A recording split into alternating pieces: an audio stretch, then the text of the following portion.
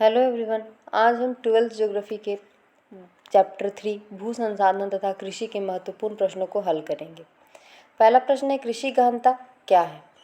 कृषि गहनता या सास्य गहनता का तात्पर्य एक निश्चित क्षेत्र में एक वर्ष में ली जाने वाली फसलों की संख्या है। दूसरे शब्दों में, एक वर्ष में एक ही कृषि क्षेत्र पर उगाई जाने वाली फसलों की संख्या को सास्य गहनता कहलाती है। यदि एक क्षेत्र में वर्ष में एक ही फसल उत्पन्न होती है तो उसकी गहनता 100 मानी जाएगी। यदि 2 फसलें उत्पादित की जाएंगी तो सास्य गहनता 200 हो जाएगी। फसलों की संख्या बढ़ने से सास्य गहनता का सूचकांक कम होगा तो भूमि उपयोग भी कम होगा, अर्थात सास्य गहनता सूचकांक एवं भूमि उपयोग का धनात्मक सा संबंध रहता है।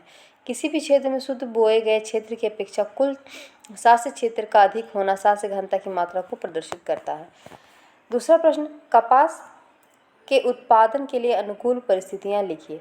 कपास की उत्तम फसल के लिए आदर्श जलवायु का होना आवश्यक है। फसल उगने के लिए कम से कम 16 डिग्री सेंटीग्रेड, अंकुरण के लिए 32 से 34 सेंटीग्रेड तथा इसके बढ़ोतरी के लिए 21 से 27 डिग्री तापमान और फल लगने के लिए तापमान 25 से 30 डिग्री सेंटीग्रेड तथा रातें ठंडी होनी चाहिए। कपास के लिए कम से कम 50 सेंटीमीटर वर्षा का होना आवश्यक है। यदि वर्षा 125 सेंटीमीटर से अधिक होती है तो ये कपास की फसल के लिए हानिकारक होगी। तीसरा प्रश्न, भारत में चाय की खेती पर संक्षिप्त टिप्पणी लिखें। चाय एक महत्वपूर्ण फसल है जो एक सदाबहार झाड़ी होता है।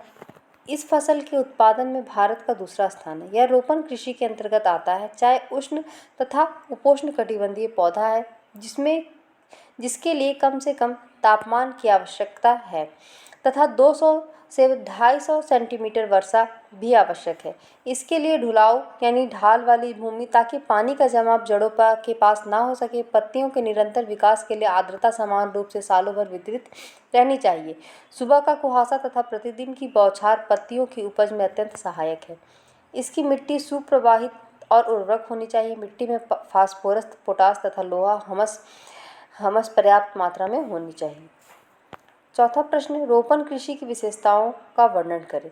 उष्णकटिबंधीय प्रदेशों में की जाने वाली कृषि की वह विधि जो एक बड़े भूभाग में उन्नत किस्म के बीजों, कीटनाशकों व अत्याधुनिक कृषि यंत्रों के साथ एक निश्चित फसल के उत्पादन में बड़े पैमाने पर व्यापारिक व निर्यात के उद्देश्य की पूर्ति के लिए की जाती है, रोपण कृषि कहलाती है।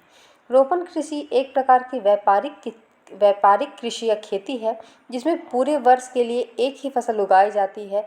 इस प्रकार की खेती के लिए बड़े मात्रा में श्रम और पूंजी की आवश्यकता होती है। अगला प्रश्न, चर्चा कीजिए कि भारत में सिंचाई की आवश्यकता क्यों है। जैसा कि हम जानते हैं कि भारत मानसूनी जलवायु वाला क्षेत्र है। भारत की जलवायु में वर्ष भर फसल उत्पादन के लिए अनुकूल रहती है, परंतु यहाँ सभी मौसम में आर्द्रता पर्याप्त क्षेत्र में आपूर्ति नहीं हो पाती। इसलिए फलोत्पादन हेतु आवश्यक जलापूर्ति को सुनिश्चित करना आवश्यक है। कृषि पर मानसून अत्यधिक निर्भर है। मानसूनी वर्षा बेहतर उत्पादन सुनिश्चित करती है, जबकि खराब मानसून के कारण तो फसलें नष्ट हो जाती हैं या उनका उत्पादन अपेक्षाकृत कम होता है। भारत में वर्षा का वितरण काफ़ी असमान है। कम वर्षा वाले क्षेत्रों में वर्षा का न्यूनता के कारण सिंचाई की आवश्यकता की जाती है।